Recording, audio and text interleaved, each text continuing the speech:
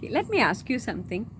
Now we go to some place where we have to wait a little bit. Say in a restaurant we are waiting for a food, or we go to a doctor's clinic and we have to wait for our appointment. What is it that we do? All of us pull out our mobiles and we're busy scrolling, isn't it? It's not only about us, it's also our children. So anywhere you go, you will find adults and children, all of them busy with their mobiles. But do you have any idea how much of harm so much of scrolling or so much of screen time is doing to us? I just wanted to share a little bit of information that I have learned with you all. First and foremost, let me tell you how much of screen time is allowed. So when children are less than 1.5 years of age, it's absolutely no screen time. Now these are the recommendations by World Health Organization. Okay, and between 1.5 and 2, it is recommended they have very little screen time, but the parent has to be with the child. And between 2 and 5 years of age, maximum of 1 hour. Again, it has to be an educational program and with the parent or the caregiver. The child is not allowed to view the screen on their own. Between 5 and 18 years, they are saying you are allowed a maximum of 2 hours, nothing more than that. So are we doing that much? We're doing so much more, isn't it?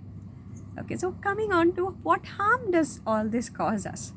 So for very young children, the first thing we find is that they pick up speech late. And even if they pick up, we find them talking using the same words that they see on screen. So it's more like a dialogue kind of a talk and more of those kinds of words and intonation pattern rather than being a normal, natural kind of communication. Okay, the other problems that screen usage causes is that it prevents the formation of the chemical which is responsible for sleep. So excessive blue light from the screen causes a lot of sleep disturbances in adults and children alike. So you find them having difficulty falling asleep, they have difficulty getting up. So absolutely school time is not really the great time for them, not the time of learning. They're more angry and irritated during that time. And that behavior issues, those social problems is also because of the screen usage. So you find them very aggressive, you find children having difficulty picking up skills in school, and skills such as sharing, understanding another child, reasoning, all these are challenged because of screen time. And they also have problems completing a task. So to start doing something and completing it is a big challenge. Children are not able to do that so easily. So much of harm is caused because of the screen. Why?